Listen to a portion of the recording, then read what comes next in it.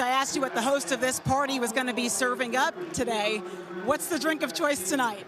Well, I'm not promoting it, but I like some old cold beer. I think I'm going to have one. I'm not promoting it now. After a game like that with the Arkansas Razorbacks and Missouri State, you may have needed something a little bit harder than just a cold beer to try to get over. But what matters the most is that you won. And Arkansas is now 3-0. We're going to talk about it as well as go around the SEC, talk about some of the glaring issues that Arkansas faces as they head into the toughest part of their schedule. All of it is coming up here on the Locked On Razorbacks podcast. You are Locked On Razorbacks, your daily podcast on the Arkansas Razorbacks, part of the Locked On Podcast Network, your team every day. And welcome into the Locked On Razorbacks podcast. I am your host, John Nabors. I am also the host of Out of Bounds. You can catch every weekday afternoon from 1 to 4 on 103.7 The Buzz and 103.7thebuzz.com. Hope everybody had a wonderful weekend. As we know, it was a crazy one if you're a Razorback football fan. A lot of range of emotions going on in Razorback Stadium. A lot of things that went up and down all around, got you excited, got you worried, got you concerned.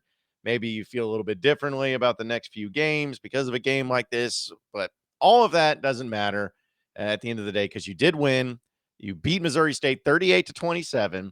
You needed 21 points in the fourth quarter to do it, but you did it. You're moving on. You're 3-0. You're still number 10 team in the country, and now it gets down to the nitty-gritty. So there's a lot of things to take away from this game, which if for those of you who didn't have a chance to possibly watch or listen to my Razorback devotional that I did yesterday, I broke down a lot of these things that I was talking about that I'm going to discuss today. But I went back and I watched that whole thing on the Razorback devotional and kind of went through my feelings on everything and kind of reaffirmed some of the stuff and went back and watched the highlights of the game from War Machine 2013. Follow him on YouTube. Good guy.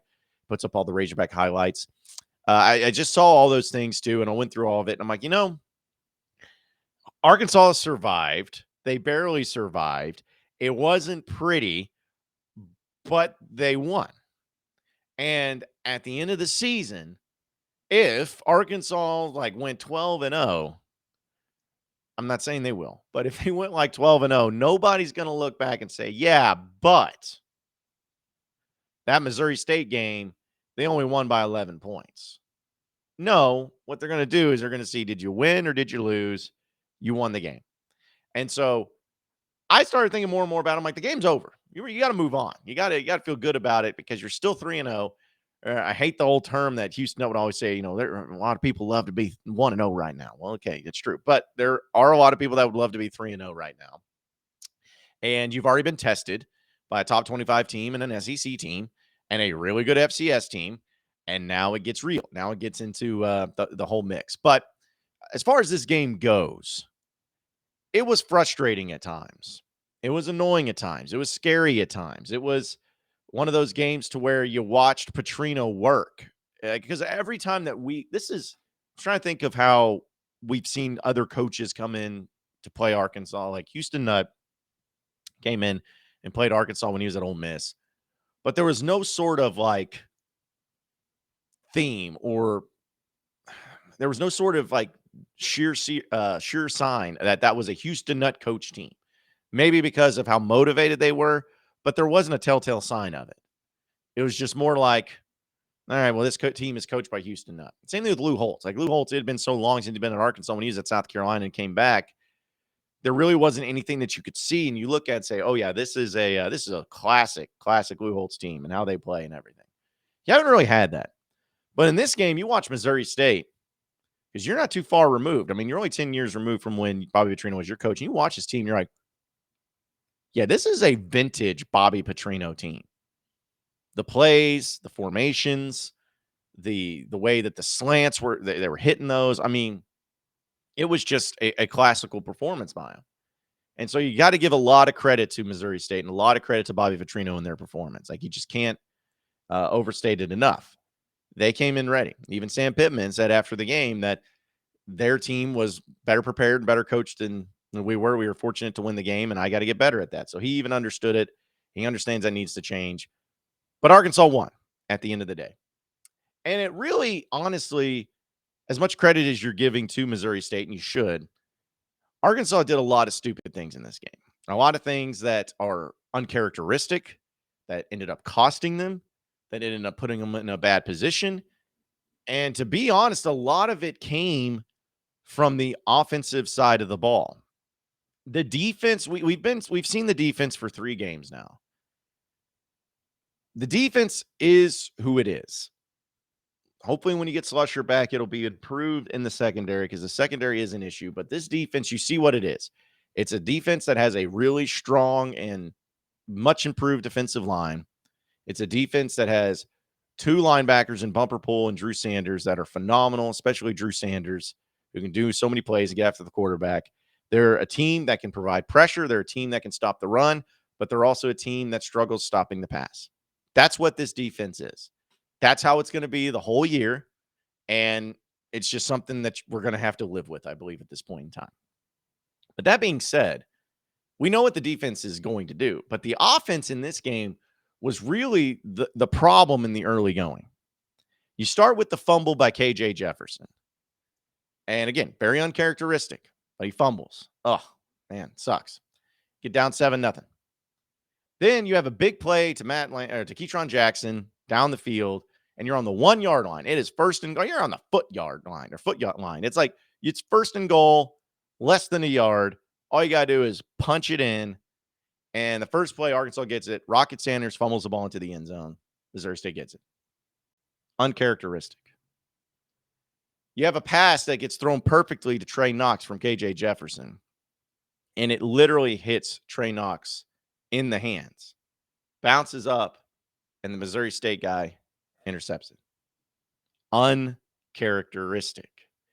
And then you get to the thing that I felt like was, I'll say it's uncharacteristic. It was more just a gaffe. And it was the 4th down play on 4th and 9 where they ran the ball. We'll talk about that in a second, because I actually have a clip from Sam Pittman explaining that.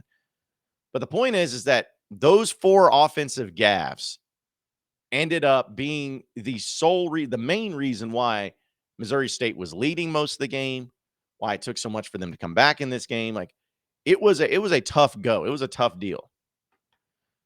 So those are fixable issues. I believe, I know hindsight's 20/20, but I believe if those 4 things do not happen in this game, you win this game comfortably. You win it going away. Now, Bobby Petrino and Missouri State still would have scored, still would have got their points, but you wouldn't have had to have the flurry of come from behind victory like you had to have in this game if those things don't happen. So I think that those things are going to get shored up. That's where my hope comes in. These are fixable things. I don't know if you can fix the secondary on the defensive side, or just as far as the pass defense. Like, it is what it is. It sucks. Like, I know it's not like something you got to accept, but it's still what it is. It's bend not break, and they went up against a mastermind offensive play caller, and that's what you got. So the turnovers, uncharacteristic. Arkansas does not turn the ball over. KJ does not throw picks, and that's not on him. But, that's something that really kept them out of this game in that way. But the 4th down call, I want to bring this up. The 4th and 9 play call in the second half, where Arkansas elected to run it up the middle with Rocket Sanders, ended up getting stuffed. Sam Pittman talked to the media after the game. He was asked about this question. Here's what his explanation was on that play. What happened there? Well, we ran it on 4th and 9 is exactly what happened. He turned around, he handed the ball, and he ran in there for about 5. And then the official come up, and he goes the other way. And Missouri State's team came out, and they started hauling butt down the field. The call was, it was a run to run. We thought that we had them in 2 or quarters. And we thought we could surprise them and get them in there, and it was a run to run where basically we can hand it or KJ can run it, and it didn't work. And that's the honest goodness truth. I wish I could tell you that we had a pass on and something happened. That's the truth, though, but it didn't work. It just didn't work. And I applaud Sam Pittman for his, levity of the situation. It was pretty funny, the comment there, but also his honesty and just saying, "Hey, this is what we saw. We saw the coverage and it just didn't work out."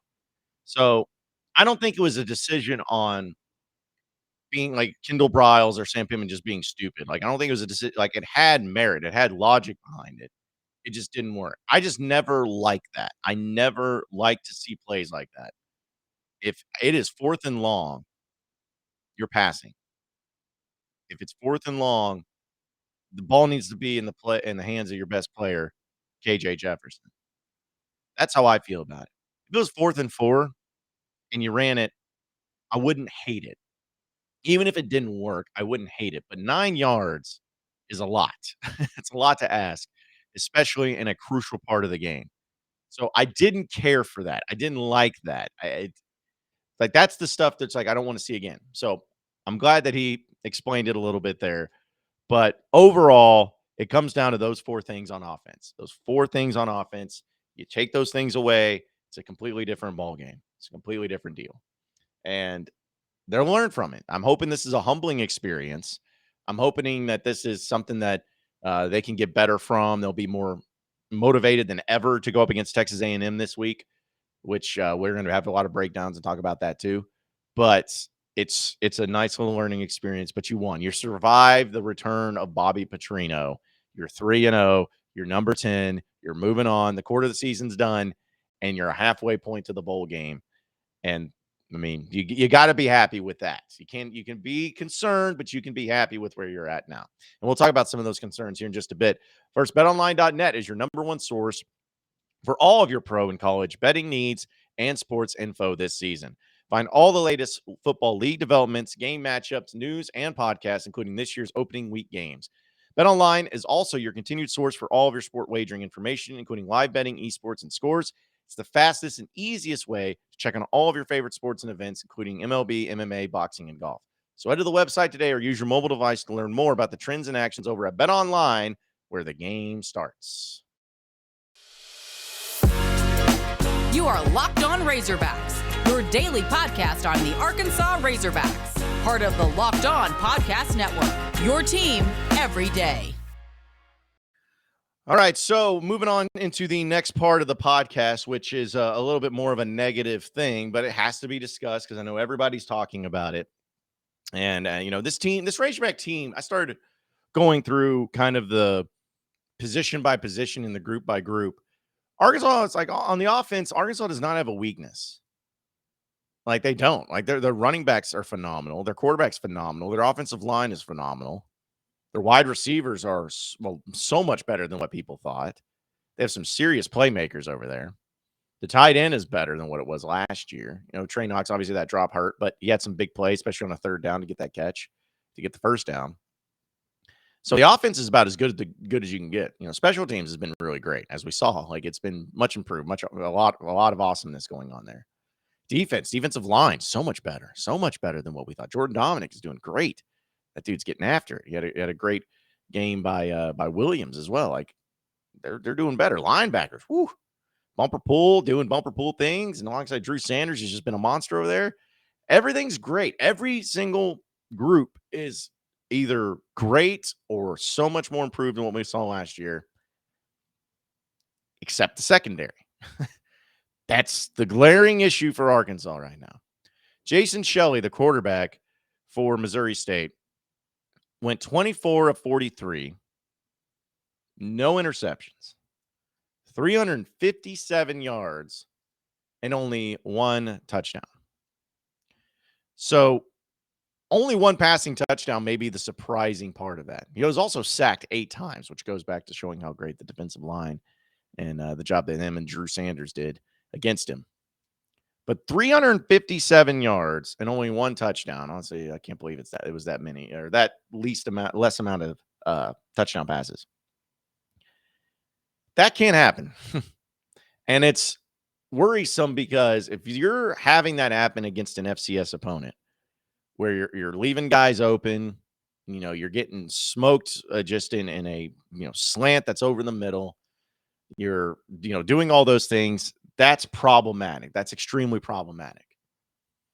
Arkansas against the pass is one of the worst teams in the Power 5 right now when it comes to, yards given up and everything. That's just a fact. Cincinnati had some success. South Carolina with Spencer Rattler had success, and now Missouri State had some success here too. It's a problem. But as big of a problem as it may be, I think that the front side of the defense can make up for a lot of that.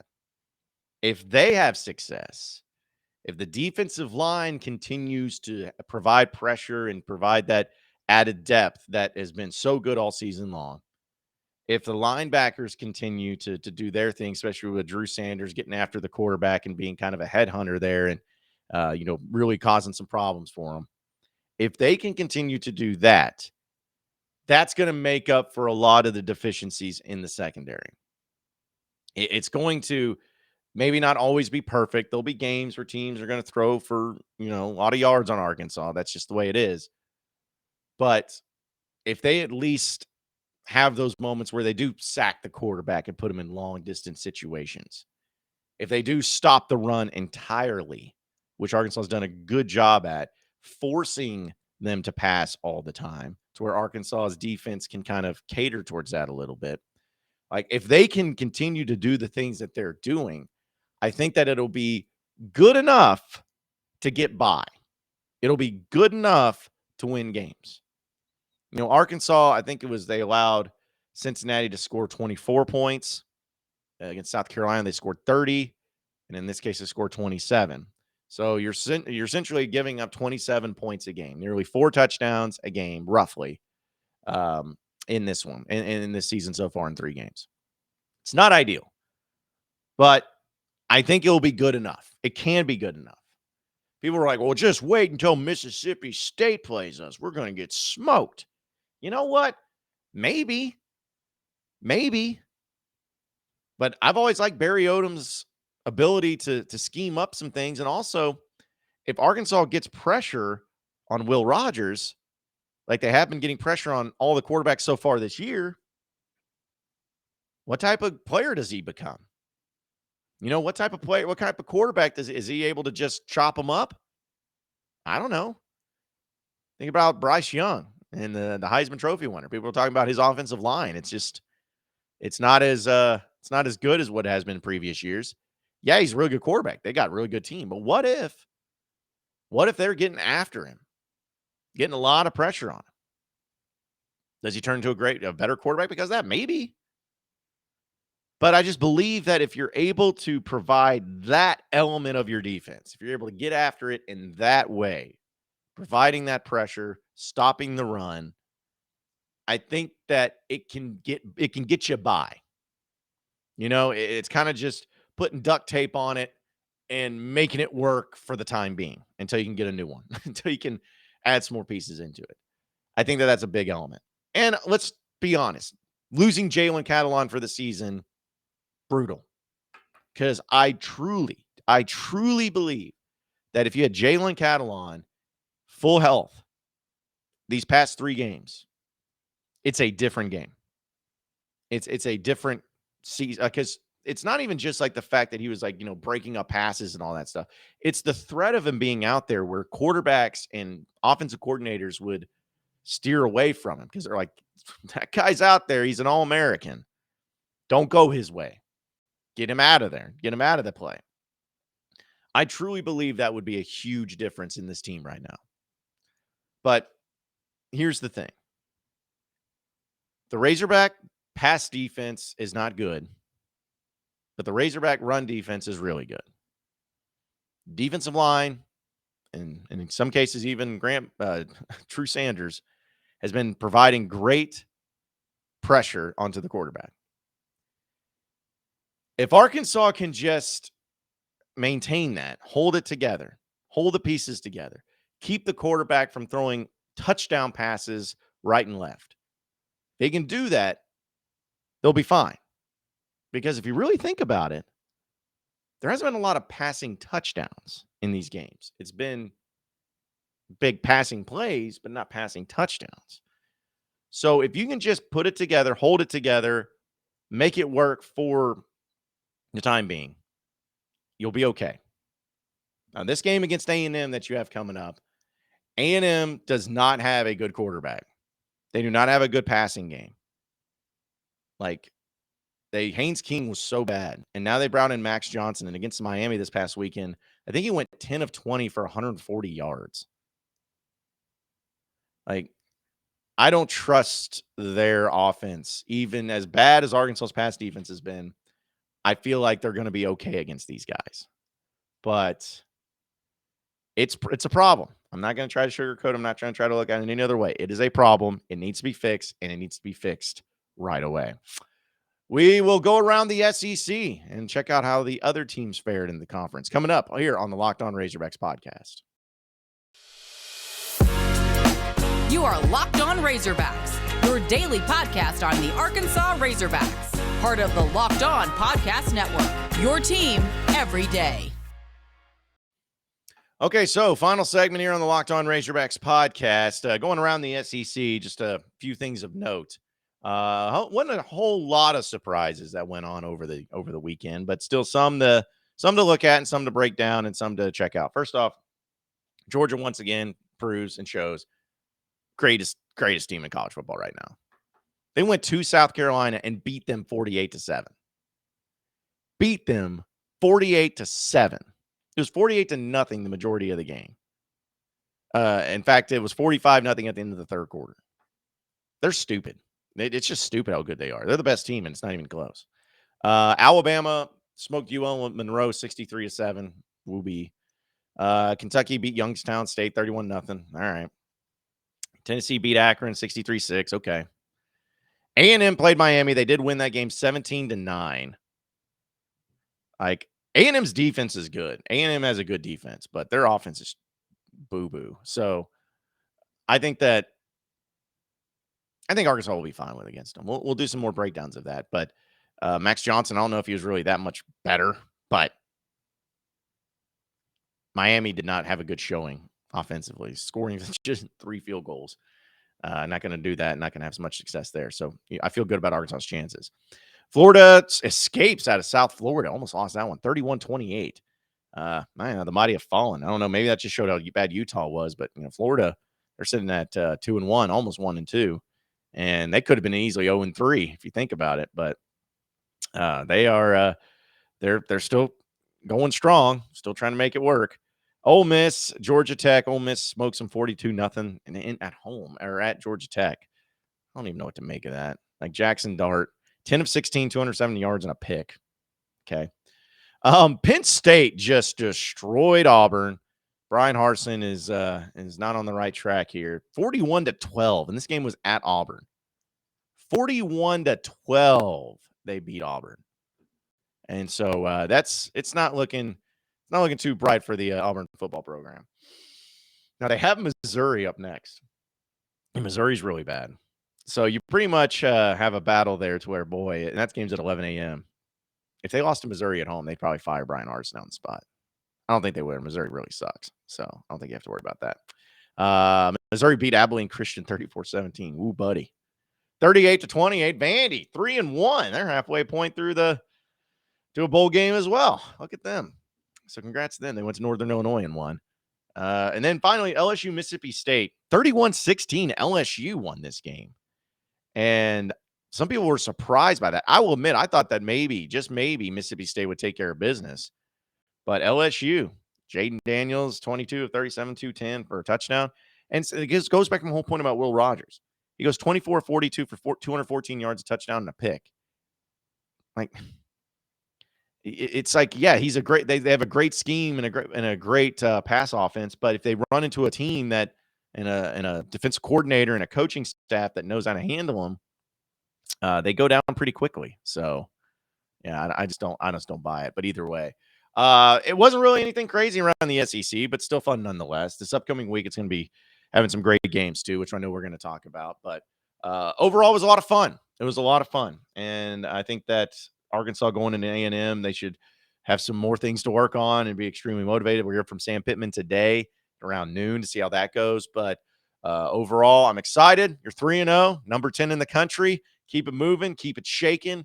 Let's go beat some Aggies. Appreciate everybody listening into the Locked On Razorbacks podcast. Be sure to like and subscribe to the podcast on iTunes or on Google Play. You can also get after me on Twitter at BuzzJohnNabors for any questions, comments, concerns that you may have. We'll keep it going from there. Same podcast time, same podcast channel tomorrow afternoon. Have a great day, everybody. We'll see you then.